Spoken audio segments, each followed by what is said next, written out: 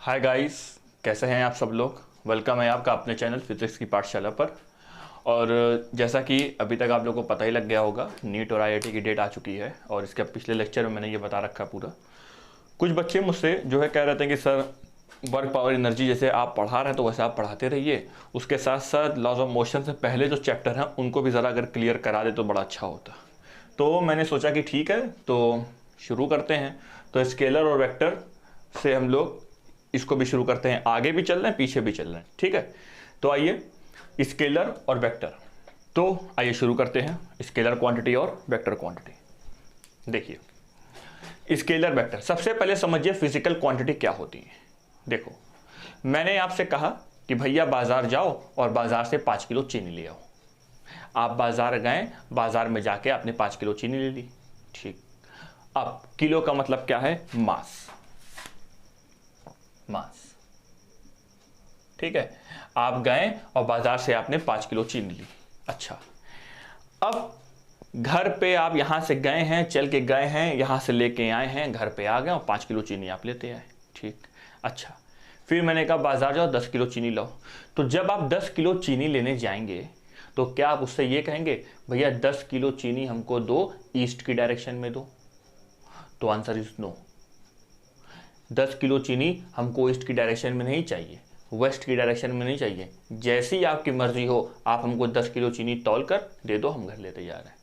तो उसने 10 किलो चीनी दी, आप घर चले आए, ठीक। देखो दूसरी चीज, हमने कहा यहां से 5 किलोमीटर चलो, आपने 5 किलोमीटर चला, ठीक। 5 किलोमीटर अब आप इधर गए, इधर गए, इधर गए, हमें उससे मतलब नहीं है। मैंने आपसे कहा 5 किलोमीटर आप चलिए, आप 5 किलोमीटर चल कर गए, ठीक है। मैंने आपसे सिर्फ और सिर्फ मैग्नीट्यूड की बात की है। किसकी बात की है? मैग्नीट्यूड। मैग्नीट्यूड, मैग्नीट्यूड का मतलब कोई भी चीज कितनी।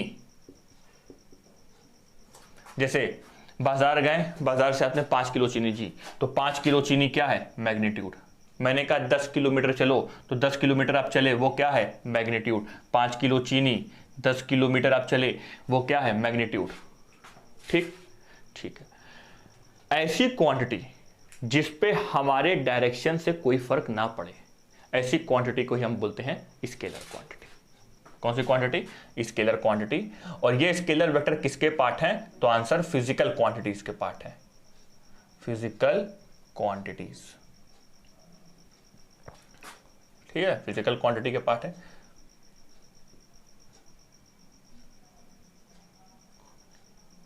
स्केलर्स और वेक्टर्स, ठीक। तो आप बाजार गए, बाजार से आपने 5 किलो चीनी ली, 10 किलोमीटर आप चले, तो ये सब आपकी क्या है? स्केलर क्वांटिटी है। तो मास हमारी कौन सी क्वांटिटी है? स्केलर। डिस्टेंस हमारी कौन सी क्वांटिटी है? स्केलर, ठीक है। मास हमारी स्केलर क्वांटिटी, डिस्टेंस हमारी स्केलर क्वांटिटी, वर्क हमारी स्केलर क्वांटिटी, करंट, इसके बारे में अलग से हम लोग स्टडी करेंगे, इसको थोड़ा स्टार लगा लीजिएगा। इसके पास डायरेक्शन होती है लेकिन तब भी ये स्केलर क्वांटिटी होती है, ठीक है। तो ये भी स्केलर क्वांटिटी, इसको टेंसर भी बोलते हैं। तो ऐसी क्वांटिटी जिस पे डायरेक्शन से फर्क ना पड़े, ऐसी क्वांटिटी को हम बोलते हैं स्केलर क्वांटिटी। अच्छा, अब मैंने कहा भैया आप ऐसा है 10 किलोमीटर आप जाइए और आप यहाँ से मान लीजिए हमें यहाँ से वाराणसी जाना है, बनारस जाना है, तो 10 यहाँ से 60 किलोमीटर बनारस है। मैंने कहा यहाँ से बनारस जाओ, आप 60 किलोमीटर चले चले चले चले, लेकिन आप कहाँ पहुँच गए? आप बनारस की जगह कहीं और पहुँच गए। मान लीजिए आप इलाहाबाद पहुँच गए। क्यों? क्योंकि हमने आपको डायरेक्शन नहीं बताई कि भैया 60 किलोमीटर जाओ, वहाँ से चल कर जाओ। 60 किलोमीटर आप जाइए, उस डायरेक्शन में चाहिए, तब आप बनारस पहुँचेंगे। तो मैग्नीट्यूड के साथ साथ 60 किलोमीटर के साथ साथ मैंने आपको डायरेक्शन दी। जैसे मैंने कहा कि भैया इसको मुझे पुश करना है और इसको मुझे साउथ ले जाना है, इस ऑब्जेक्ट को यहां से साउथ ले जाओ। तो हम यहां से फोर्स लगाएंगे और फोर्स लगाएंगे उसकी एक डायरेक्शन में, साउथ की डायरेक्शन में फोर्स लगाएंगे और फिर फोर्स लगा के हम उसको साउथ ले जाएंगे। तो जितना फोर्स आप लगाएंगे, जितना आप चलेंगे, जितना आप सामान लेंगे, वो आपका मैग्नीट्यूड कहलाएगा। और जिस डायरेक्शन में आप चलेंगे वो आपकी डायरेक्शन कहलाएगी। और जिसमें मैग्नीट्यूड और डायरेक्शन दोनों हो उसी को हम बोलते हैं वेक्टर क्वांटिटी। जैसे 5 किलो अगर आप शुगर लेंगे तो आप उसको ईस्ट की डायरेक्शन में तौलो चाहे वेस्ट की डायरेक्शन में तौलो, 5 किलो शुगर पे कोई असर नहीं पड़ेगा। लेकिन मैंने कहा 10 किलोमीटर चल के तुम यहां से बनारस जाओ, 60 किलोमीटर चल के यहां से बनारस जाओ, तो आप चलते तो चले गए लेकिन आप कहीं और पहुंच गए। 60 किलोमीटर आप चलिए लेकिन मैं एक डायरेक्शन दूंगा कि उस तरफ चलिए, तब आप बनारस पहुंचेंगे। तो मैग्नीट्यूड के साथ साथ अगर मैंने आपको डायरेक्शन बताई तो वो आपकी वेक्टर क्वांटिटी कहलाएगी। ठीक है, तो स्केलर क्वांटिटी में सिर्फ मैग्नीट्यूड होता है, कोई डायरेक्शन नहीं, और वेक्टर क्वांटिटी में मैग्नीट्यूड प्लस डायरेक्शन होती है। तो चलिए इसके बारे में लिख लेते हैं।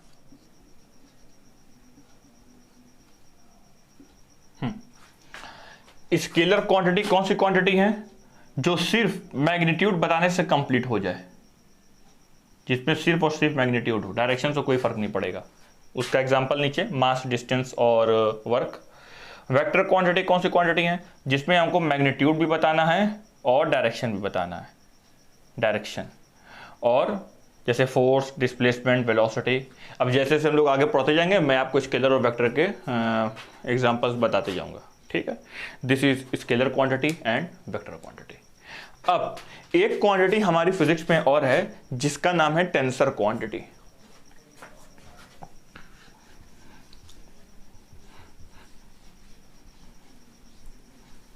जिसका नाम क्या है? Tensor quantity.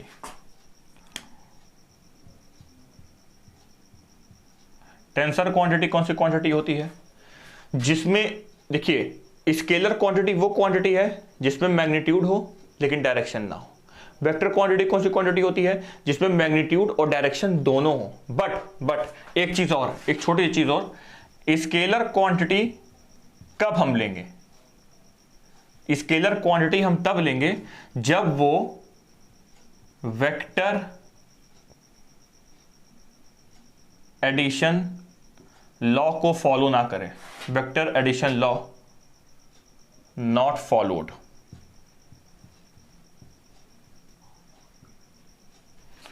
तभी देखिए, कुछ क्वांटिटी ऐसी होती हैं जिसमें मैग्नीट्यूड होता है, डायरेक्शन भी होती है। मैग्नीट्यूड होता है, डायरेक्शन भी होती है, लेकिन तब भी हम उनको स्केलर क्वांटिटी बोलते हैं। क्यों? क्योंकि वेक्टर एडिशन लॉ को वो फॉलो नहीं करते हैं। ठीक है, तो स्केलर क्वांटिटी तभी अप्लाई है जब वो वेक्टर एडिशन लॉ को फॉलो ना करें। और वेक्टर कब आप लेंगे? वेक्टर आप तब लेंगे जब फॉलो करें। Vector addition law followed. ठीक है, जब ये वेक्टर एडिशन लॉ को फॉलो करे। जैसे यहां से 5 लीटर का पानी बह रहा, यहां से 3 लीटर का पानी बह रहा, तो बताइए नेट लीटर कितना आएगा? ये इस डायरेक्शन में, ये इसकी अपोजिट डायरेक्शन में, तो क्या आप 5 + 3 करेंगे? 5 - 3 करेंगे? Answer is no. यहां पानी बह रहा ना, तो 5 और 3 मिलकर कितना लीटर पानी बनाएंगे? 8 लीटर। वेक्टर एडिशन लॉ अगर यहां फॉलो होगा तो दोनों के अपोजिट डायरेक्शन है, दोनों कैंसिल हो जाएंगे। 5 - 3 2, लेकिन क्या 2 लीटर आया कि 8 लीटर आया? तो आंसर 8 लीटर आया। दोनों के पास मैग्नीट्यूड भी है, दोनों के पास डायरेक्शन भी है, लेकिन क्या ये वेक्टर क्वांटिटी है? Answer is no. क्यों? क्योंकि ये वेक्टर एडिशन लॉ को फॉलो नहीं कर रहे हैं। तो मतलब ये कौन सी एडिशन होगा? ये होगी स्केलर क्वांटिटी। तो जो क्वांटिटी वेक्टर एडिशन लॉ को फॉलो ना करे वो स्केलर होती है, और जो फॉलो कर जाए वो वेक्टर होती है। अब आइए टेंसर के बारे में पढ़ते हैं। देखिए, स्केलर क्वांटिटी वो क्वांटिटी होती है जिसमें एक मैग्नीट्यूड हो, बस। एक से ज्यादा मैग्नीट्यूड नहीं होना चाहिए। जैसे 5 किलो, ये नहीं कि 5 किलो + 10 किलो, 5 किलो अलग 10 किलो अलग और दोनों को जोड़ दे स्केलर क्वांटिटी हो गई। मतलब एक से ज्यादा मैग्नीट्यूड ना हो, मैग्नीट्यूड एक ही हो। या तो आप 10 किलो चीनी लेंगे, या तो 5 किलो लेंगे, या तो 15 किलो लेंगे। एक बार में वेट बताएंगे, ऐसा नहीं कि अलग अलग तरीके का वेट बताएंगे, ऐसा नहीं है। तो स्केलर क्वांटिटी वो क्वांटिटी होती है जिसमें मैग्नीट्यूड एक हो, डायरेक्शन ना हो, और वो वेक्टर एडिशन लॉ को फॉलो ना करे, उसको हम बोलेंगे स्केलर क्वांटिटी। वेक्टर क्वांटिटी वो क्वांटिटी होती है जिसमें एक मैग्नीट्यूड हो, एक डायरेक्शन हो, और वो वेक्टर एडिशन लॉ को फॉलो करे, उसको बोलते हैं वेक्टर क्वांटिटी। ठीक, तो हमने सारी डेफिनेशन लिखवा दी। अब देखिए एक क्वांटिटी होती है टेंसर क्वांटिटी। टेंसर क्वांटिटी वो क्वांटिटी होती है जिसमें एक से ज्यादा मैग्नीट्यूड होता है, एक से ज्यादा डायरेक्शन होती है। जैसे हवा, प्रेशर, यहां से 5 पास्कल, 10 पास्कल, 8 पास्कल, 9 पास्कल, चारों तरफ से ऐसे हवा निकल रही, चारों तरफ से प्रेशर निकल रहा, मतलब एक से ज्यादा मैग्नीट्यूड है। सभी डायरेक्शन में निकल रहा, मतलब एक से ज्यादा डायरेक्शन है। जब आप गुब्बारा फुलाते हैं तो गुब्बारा एक तरफ फूलता है कि सभी तरफ? तो आंसर है सभी तरफ फूलता है, तो उसमें मैग्नीट्यूड भी सभी तरफ लग रहा है और डायरेक्शन भी सभी तरफ है। तो एक से ज्यादा मैग्नीट्यूड, एक से ज्यादा डायरेक्शन होगी, उसको बोलेंगे टेंसर क्वांटिटी। ठीक है, मोर देन वन मैग्नीट्यूड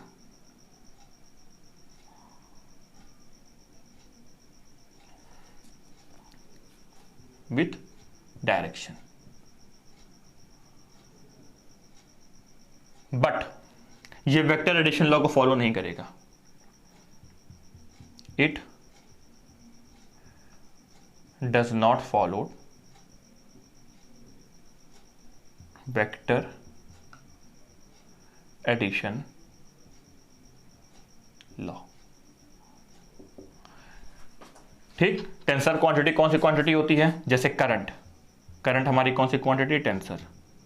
जैसे प्रेशर, प्रेशर हमारी कौन सी क्वांटिटी है? टेंसर। और आगे पढ़ेंगे, ठीक है। करंट और प्रेशर ये दोनों टेंसर क्वांटिटी है, ये इसके एग्जांपल हो गए। तो एक बार फिर से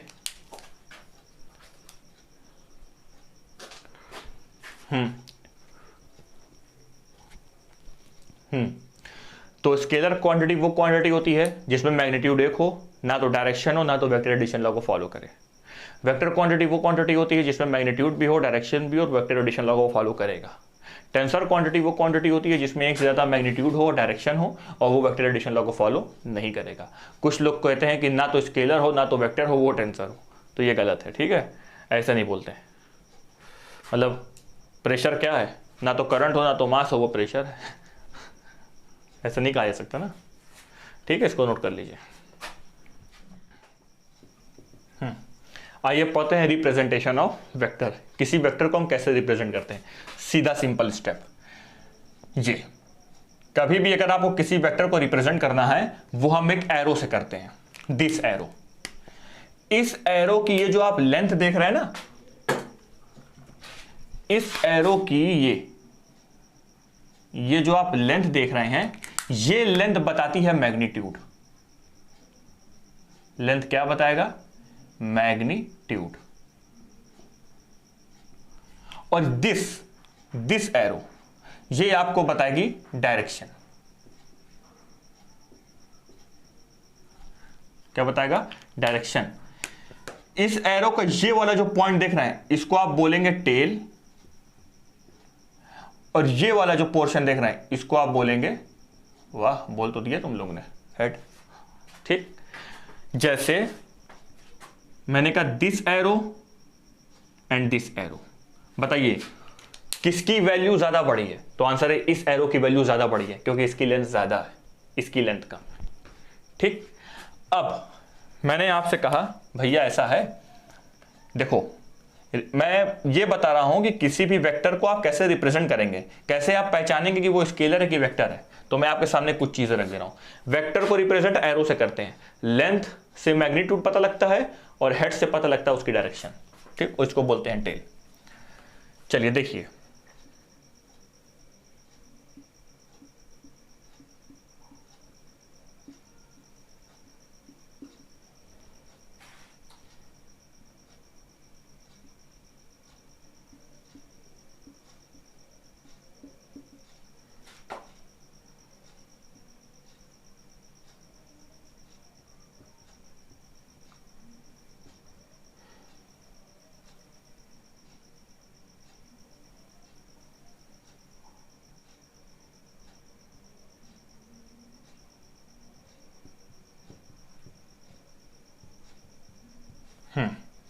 देखो भैया,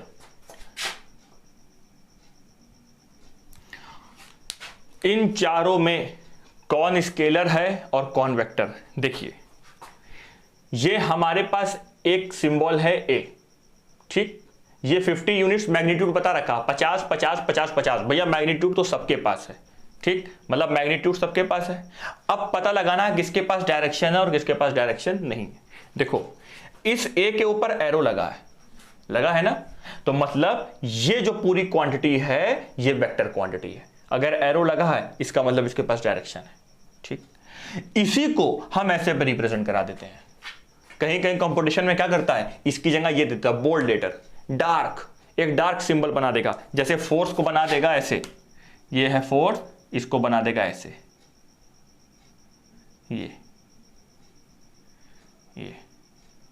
मतलब ये क्या बन गई, वेक्टर क्वांटिटी, फोर्स वेक्टर, मतलब बोल्ड लेटर बना देगा। तो ये पोर्शन आपका हो गया वेक्टर। तो वेक्टर को हम ऐसे रिप्रेजेंट कराते हैं, जैसे डिस्प्लेसमेंट को रिप्रेजेंट कराना है, एस के ऊपर एरो लगा देंगे बस, एस मैग्नीट्यूड और इसके ऊपर एरो लगा दो तो ये पूरी चीज मैग्नीट्यूड प्लस डायरेक्शन, तो ये पूरी वेक्टर क्वांटिटी हो गई, ठीक है।